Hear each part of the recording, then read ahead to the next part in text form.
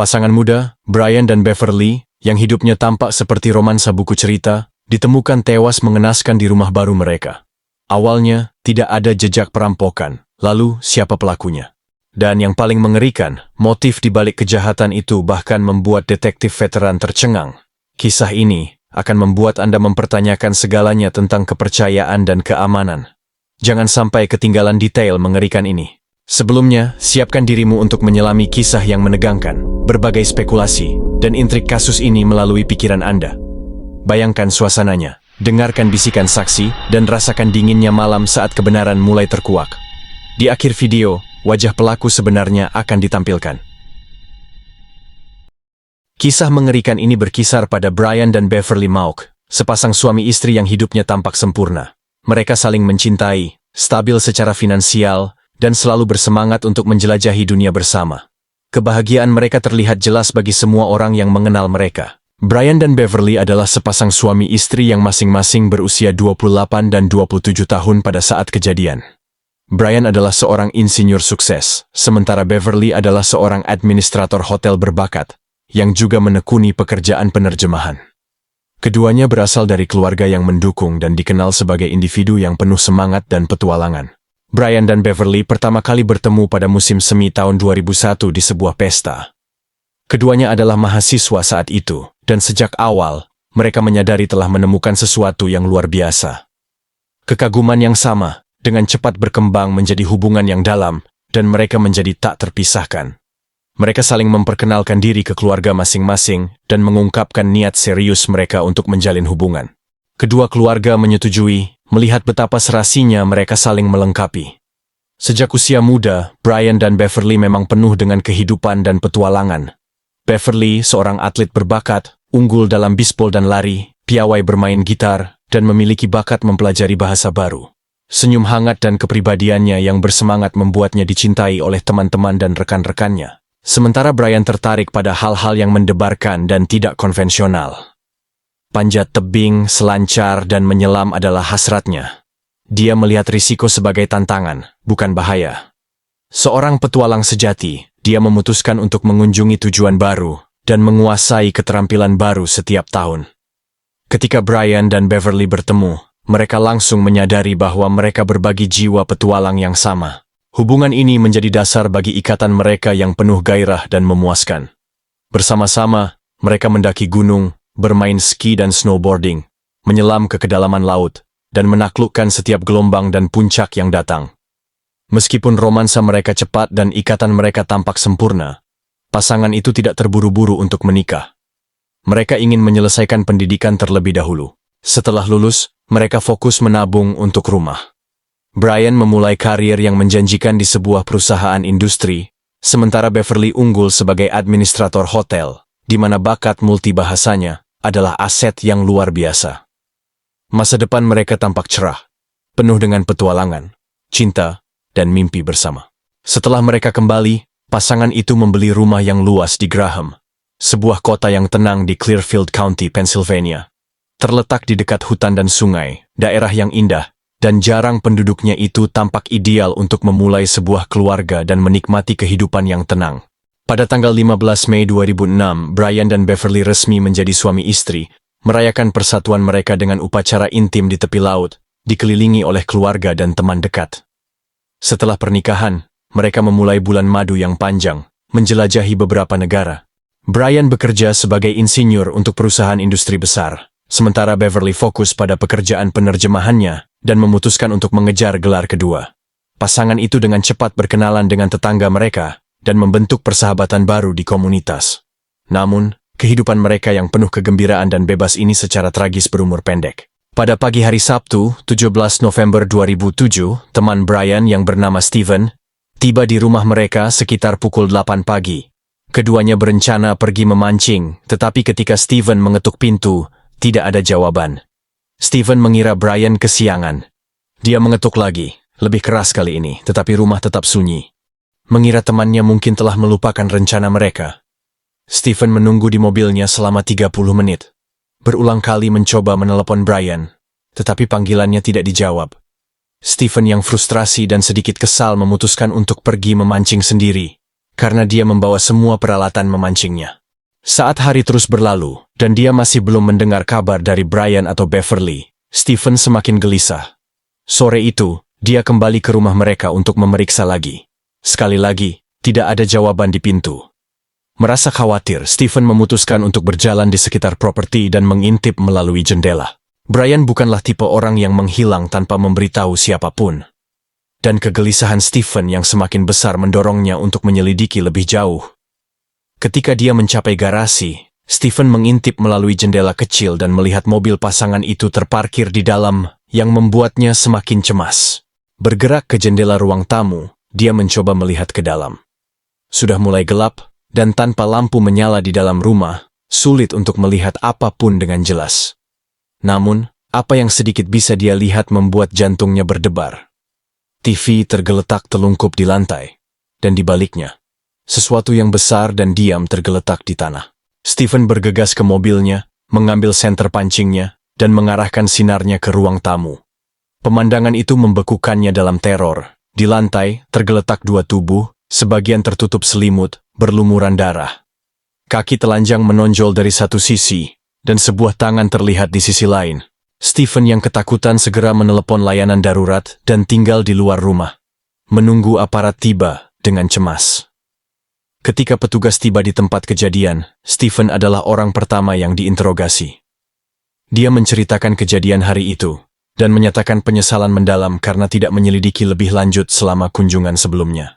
Ketika polisi memeriksa tempat kejadian perkara, mereka mencatat bahwa pintu depan tidak terkunci dan tidak menunjukkan tanda-tanda masuk paksa, yang menimbulkan kecurigaan langsung. Di dalam ruang tamu, mereka menemukan tubuh Brian dan Beverly yang tak bernyawa. Pengamatan awal menunjukkan pasangan itu telah meninggal setidaknya selama 12 jam. Penyebab kematian dipastikan adalah luka tembak yang ditimbulkan oleh senjata kaliber tinggi. Setiap korban telah ditembak 3 kali dengan tepat, tidak ada peluang untuk bertahan hidup. Sifat serangan yang penuh perhitungan menunjukkan bahwa penyerang bertindak dengan tekad dan pertimbangan. Namun, motifnya masih belum jelas. Tidak ada tanda-tanda pencurian. Barang-barang pribadi, termasuk ponsel dan uang tunai, tidak tersentuh, sehingga mengesampingkan kemungkinan perampokan. Lebih jauh, tidak ada bukti perkelahian atau cedera lain pada tubuh selain luka tembak. Penyelidik mempertimbangkan apakah ini adalah eksekusi yang direncanakan atau tindakan balas dendam yang sangat pribadi. Para saksi melaporkan bahwa pasangan itu tidak memiliki musuh yang diketahui atau konflik yang sedang berlangsung. Namun bukti di tempat kejadian menunjukkan mayat-mayat telah dipindahkan setelah pembunuhan. Bekas tarikan dan bercak darah membuat penyelidik menyimpulkan bahwa penyerang telah dengan canggung mencoba membersihkan tempat kejadian perkara. Bercak darah dan cipratan di dinding dan perabotan menyoroti lokasi korban selama serangan. 6 selongsong peluru bekas ditemukan di tempat kejadian, dan secara mengejutkan, pelaku tidak repot-repot mengumpulkannya. Analisis forensik kemudian mengkonfirmasi senjata yang digunakan adalah revolver kaliber 22. Penyelidik menyimpulkan bahwa kedua korban telah ditembak dengan senjata yang sama, kemungkinan dipegang oleh seorang penyerang. Kunci pintu depan yang tidak terganggu menunjukkan bahwa pasangan itu dengan sukarela membiarkan pelaku masuk. Detektif berteori bahwa Brian mungkin menjawab ketukan di pintu, mengenali pengunjung, dan mengizinkan mereka masuk. Mungkin dia berbalik ke ruang tamu setelah mengundang orang itu masuk, hanya untuk ditembak dari jarak dekat di belakang. Salah satu peluru keluar dari tubuhnya dan mengenai televisi, menyebabkannya jatuh ke lantai. Keributan itu mungkin menarik Beverly keluar dari kamar tidur. Setelah melihat suaminya tergeletak di genangan darah dan bersenjata, ia mencoba melarikan diri. Tragisnya, dia ditembak 3 kali di belakang, pingsan di lorong. Tubuhnya kemudian diseret ke ruang tamu dan diletakkan di samping Brian. Kedua korban masih mengenakan piyama mereka, menunjukkan kejahatan itu kemungkinan terjadi pagi-pagi sekali saat mereka masih tidur. Alasan untuk menutupi mayat-mayat itu dengan selimut masih belum jelas. Upaya pembersihan itu tidak lengkap dan tidak teratur, meninggalkan lebih banyak bukti daripada yang dihapus. Bekas seretan dioleskan seolah-olah seseorang telah mencoba untuk menghapusnya, tetapi hanya memperburuk kekacauan. Noda darah besar di dekat mayat-mayat itu menunjukkan tanda-tanda gangguan, seolah-olah seseorang telah mencoba untuk membersihkannya. Di belakang sofa, penyelidik menemukan sapu plastik dengan darah kering menempel di bulunya. Meskipun gagang sapu telah dibersihkan dengan teliti dari sidik jari yang tertinggal, menjadi jelas mengapa alat itu digunakan. Karena penjahat itu mencoba menghapus jejak sepatu berdarah dari lantai dengan menggosok dengan susah payah. Sidik jari dan telapak tangan yang sama-sama kotor ditemukan di dinding, furnitur, dan gagang pintu, membuat identifikasi menjadi sulit. Meskipun pelaku berusaha mengaburkan jejak mereka, ahli forensik yang berpengalaman tahu bahwa semakin lama seorang penjahat berlama-lama di tempat kejadian perkara, semakin banyak bukti yang secara tidak sengaja mereka tinggalkan. Ini terbukti terjadi ketika penyelidik menemukan petunjuk penting pada selimut yang menutupi tubuh korban. Jejak sepatu bot sebagian.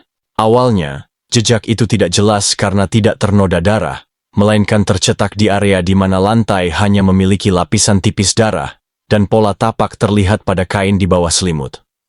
Setelah dikirim ke laboratorium forensik, spesialis mengidentifikasi tapak itu milik merek sepatu bot kerja tugas berat yang langka dengan pola sol yang unik. Penyelidikan lebih lanjut mengungkapkan bahwa sebuah perusahaan konstruksi di Clearfield County baru-baru ini membeli beberapa pasang sepatu bot yang sama persis. Dengan petunjuk ini, penyelidik mulai menanyai karyawan perusahaan tersebut. Selain jejak sepatu, detektif menemukan jejak telapak tangan di salah satu permukaan rumah. Ini tampak seperti terobosan, dan ada harapan kasus ini akan terpecahkan dengan cepat. Namun, ketika jejak telapak tangan dijalankan melalui basis data penegakan hukum, tidak ada kecocokan yang ditemukan. Ini menunjukkan bahwa pelaku tidak memiliki catatan kriminal sebelumnya dan belum pernah diambil sidik jarinya. Tersangka pertama tentu saja adalah Stephen, teman yang menemukan mayat dan melaporkan kejahatan itu. Dia telah mengunjungi rumah itu 2 kali hari itu, yang menimbulkan kecurigaan.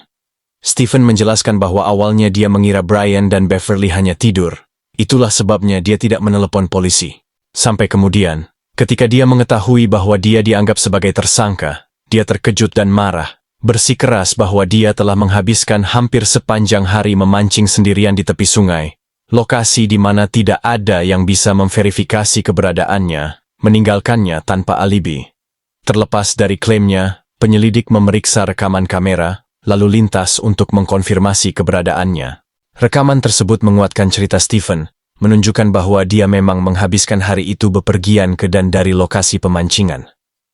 Analisis lebih lanjut dari sidik jari membebaskannya karena sidik jari tidak cocok dengan yang ditemukan di tempat kejadian.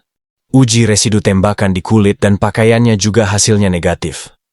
Selain itu, Stephen tidak memiliki hubungan dengan perusahaan konstruksi yang membeli sepatu bot, dan ukuran sepatu botnya tidak cocok dengan ukuran sepatunya.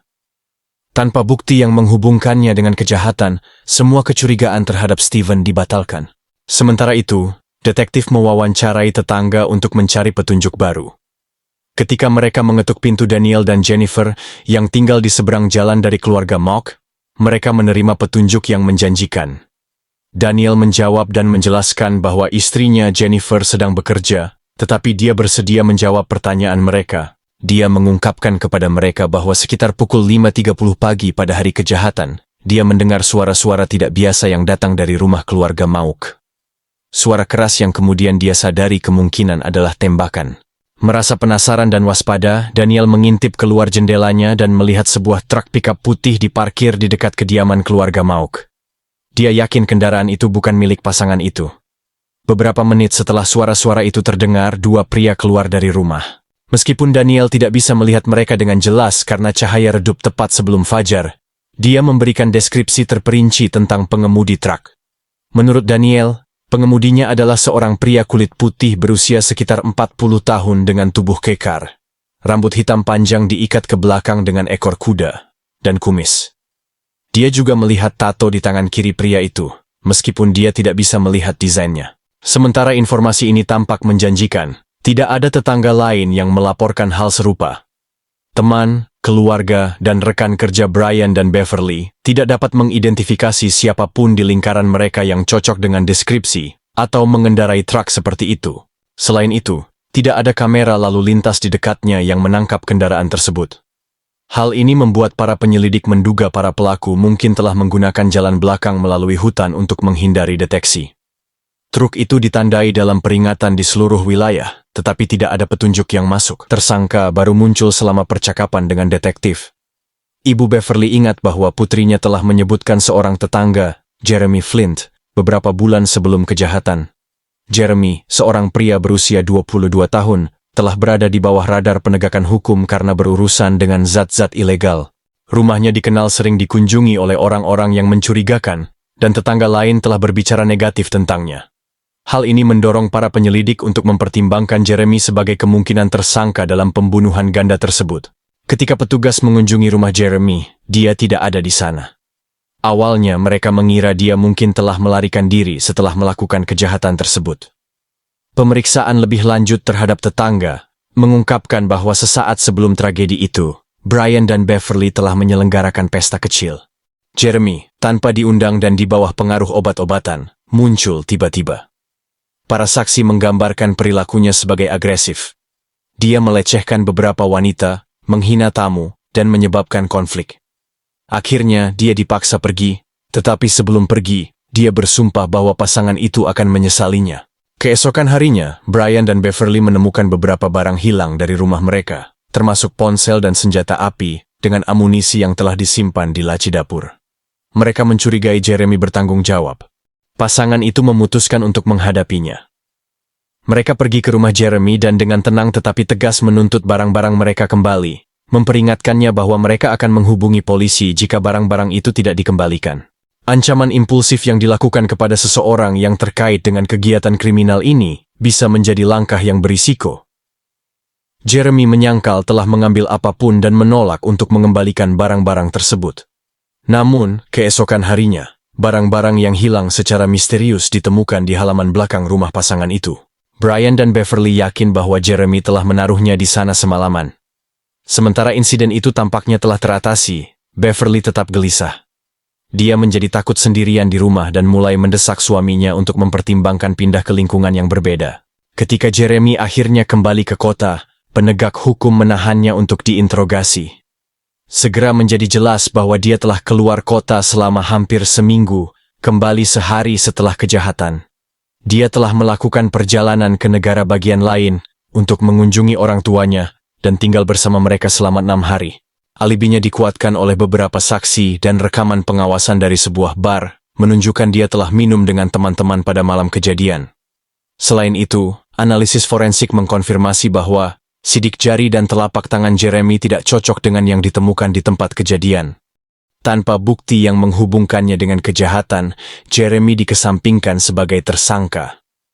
Ketika penyelidik kehabisan semua petunjuk lain, mereka memutuskan untuk mengunjungi kembali Daniel, satu-satunya saksi, berharap dia mungkin mengingat detail baru.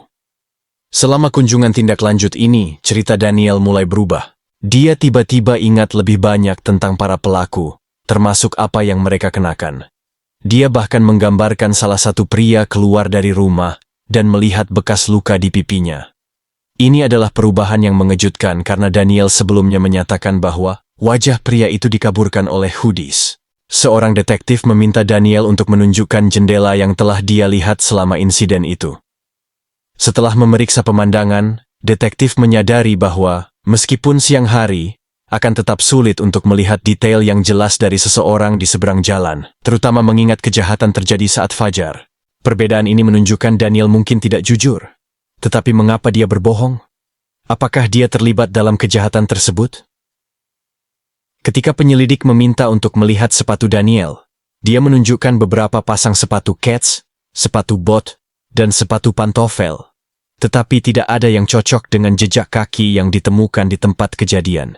Meskipun demikian, ceritanya yang berubah dan perilaku yang mencurigakan membuat detektif merasa harus memeriksanya lebih dekat. Latar belakang Daniel sangat meresahkan. Lahir pada tahun 1966 sebagai anak bungsu dalam keluarga militer, hidupnya berubah menjadi gelap sejak awal ketika orang tuanya bercerai saat dia baru berusia 4 tahun. Dia dan 3 kakak perempuannya ditinggalkan dalam perawatan ibu mereka, sementara ayahnya menikah lagi dan menunjukkan sedikit minat pada mereka. Di kelas 9, Daniel putus sekolah, mulai melarikan diri dari rumah, dan terlibat dalam pencurian dan narkoba. Pada usia 18 tahun, dia ditangkap karena perampokan untuk pertama kalinya. Tetapi ayahnya membantunya menghindari penjara demi masa percobaan, kemungkinan karena rasa bersalah. Meskipun demikian, Daniel terus memiliki masalah hukum, yang sering dengan hukuman minimal untuk kejahatan-kejahatannya. Di akhir tahun 1980-an, Daniel pindah ke Florida untuk tinggal bersama ayahnya, yang mencoba membantunya dengan membayar program rehabilitasi yang mahal, dan membantunya mencari pekerjaan tetap. Namun, dalam waktu 6 bulan, Daniel tertangkap mencuri dan mengedarkan zat-zat terlarang lagi. Ayahnya menyerah dan mengirimnya kembali untuk tinggal bersama ibunya. Saat itu, kesehatan mental Daniel memburuk karena kecanduannya. Dalam setahun, dia didiagnosis menderita skizofrenia dan diberi resep obat, tetapi dia jarang meminumnya sesuai aturan. Sebaliknya, dia sering mencampur obat dengan alkohol, yang menyebabkan ledakan kekerasan dan agresif. Pada bulan Juli 1991, selama pertengkaran sengit dengan ibunya, Daniel tiba-tiba mengambil pisau dan menyerangnya, menimbulkan hampir 30 luka tusukan. Ibunya meninggal di tempat kejadian. Selama persidangannya, Daniel mengklaim bahwa dia telah bertindak di bawah pengaruh suara-suara di kepalanya, yang katanya telah memerintahkannya untuk membunuh ibunya. Namun, psikiater yang ditunjuk pengadilan memutuskan bahwa Daniel sepenuhnya menyadari tindakannya dan karena itu bertanggung jawab secara hukum atas pembunuhan itu. Dia dijatuhi hukuman 20 tahun penjara. Meski begitu, Daniel dibebaskan bersyarat pada tahun 2006 setelah menjalani kurang dari masa hukuman penuh. Sementara Daniel di penjara, dia mulai dekat dengan Jennifer, dan keduanya mengembangkan hubungan romantis. Jennifer menunggu pembebasannya, dan ketika dia dibebaskan bersyarat, mereka menikah. Daniel lalu pindah ke rumah Jennifer di kota kecil Graham, sekitar waktu yang sama dengan pasangan Mauk pindah ke sana. Dengan pindah ke negara bagian yang berbeda, Daniel melanggar pembebasan bersyaratnya. Dia seharusnya segera ditangkap, tetapi kombinasi kelalaian polisi dan kesalahan teknis memungkinkan dia untuk menghindari deteksi. Sidik jari Daniel secara tidak sengaja dihapus dari basis data kriminal, yang memungkinkannya untuk tetap tidak terdeteksi bahkan setelah sidik jari berdarah ditemukan di tempat kejadian perkara Mauk. Tampaknya setiap faktor bekerja menguntungkannya. Penyelidikan lebih lanjut mengungkapkan bahwa Daniel pernah bekerja sebentar di sebuah perusahaan konstruksi, yang telah membeli sepatu bot kerja langka yang terkait dengan kejahatan tersebut. Namun, tanpa bukti konkret, detektif perlu melanjutkan dengan hati-hati untuk menghindari memberitahu Daniel atau kaki tangannya yang potensial, Jennifer. Pada tanggal 24 November 2007, Daniel diundang ke kantor polisi dengan dalih membantu dalam pembuatan sketsa komposit dari tersangka potensial. Dia dengan senang hati setuju dan menghabiskan sekitar 1 jam untuk mendeskripsikan dan membantu menggambar potret individu yang dibuat-buat. Sementara dia sibuk, petugas lain memasuki ruangan dan dengan santai menyebutkan bahwa mereka perlu mengumpulkan sidik jari Daniel untuk mengesampingkannya sebagai tersangka. Daniel ragu-ragu, tetapi akhirnya setuju, yakin bahwa tidak ada jejak kehadirannya yang tersisa di tempat kejadian perkara. Setelah sidik jari, petugas dengan santai menyebutkan bahwa penyelidik telah menemukan sidik jari berdarah yang tidak diketahui di rumah Mauk. Daniel tampak tegang dan mulai menjelaskan bahwa dia berteman dengan keluarga Mauk dan sering mengunjungi rumah mereka di mana jejaknya bisa saja tertinggal. Petugas meyakinkannya dengan mencatat bahwa sidik jari itu jelas dari pelaku. Detektif lain kemudian mengalihkan pembicaraan ke masa lalu Daniel dan mengangkat kejahatan yang telah dilakukannya.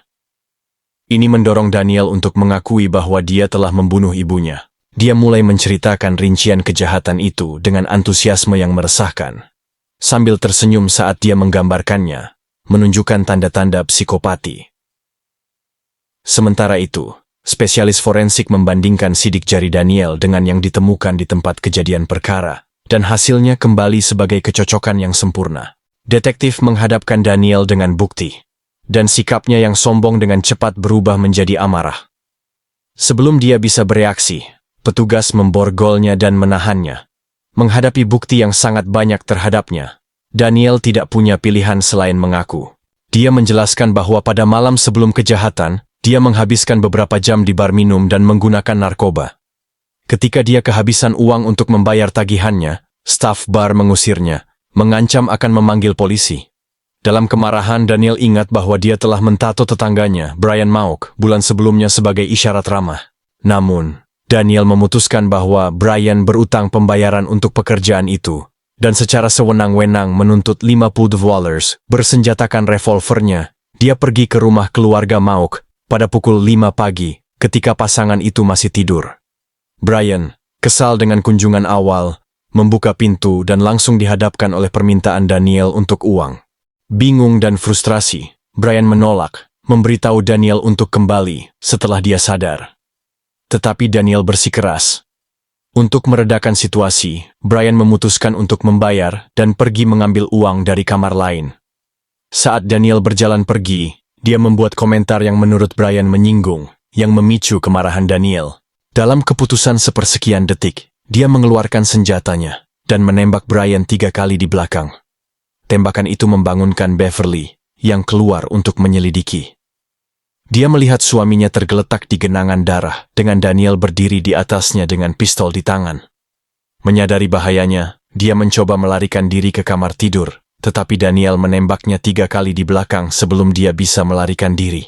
Menyadari besarnya apa yang baru saja dia lakukan, Daniel kembali ke rumah dan meminta istrinya, Jennifer, untuk membantu membersihkan tempat kejadian. Secara mengganggu, Jennifer tampak tidak terpengaruh oleh tindakannya. Bersama-sama, mereka memindahkan tubuh Beverly ke ruang tamu, meletakkannya di sebelah Brian, dan menutupi keduanya dengan selimut. Jennifer yang menyarankan menggunakan sapu untuk menghapus jejak kaki berdarah. Dia juga menyeka permukaan untuk menghilangkan sidik jari, meskipun dia melewatkan 1 sidik jari tangan penting. Setelah pembersihan selesai, Daniel membuang senjata pembunuh dengan melemparkannya ke sungai di dekatnya. Meskipun ada upaya ekstensif oleh para penyelidik, revolver itu tidak pernah ditemukan. Daniel dijatuhi hukuman penjara seumur hidup tanpa kemungkinan pembebasan bersyarat. Istrinya, Jennifer, menyatakan penyesalan yang mendalam dengan mengklaim bahwa dia telah membantunya karena takut akan keselamatannya. Dia dijatuhi hukuman 1 tahun penjara karena merusak barang bukti. Pada tahun 2015, saat merenovasi properti tempat Daniel tinggal bersama ibunya, pemilik rumah baru membuat penemuan yang mengerikan.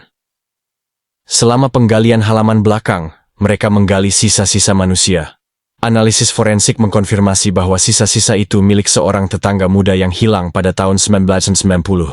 Penyelidik menetapkan bahwa Daniel telah tertarik secara romantis pada wanita itu. Tetapi setelah dia menolak rayuannya, dia menanggapi dengan kekerasan yang mematikan. Dia mengubur tubuhnya di halaman belakang ibunya, di mana itu tetap tersembunyi selama beberapa dekade. Kejahatan ini menyebabkan Daniel menerima hukuman seumur hidup kedua. Kisah Brian dan Beverly Mauk adalah pengingat yang mengerikan tentang betapa pentingnya kewaspadaan, bahkan terhadap mereka yang tampak biasa atau dikenal. Cerita ini mengajarkan kita bahwa bahaya bisa datang dari tempat yang tidak terduga, dan penting untuk mengenali tanda-tanda peringatan dari perilaku yang tidak menentu. Psikopat mungkin sulit diidentifikasi, tetapi jika perilaku seseorang menimbulkan red flag, sebaiknya jaga jarak. Jangan pernah meremehkan naluri Anda, dan selalu waspada terhadap orang-orang di sekitar kita.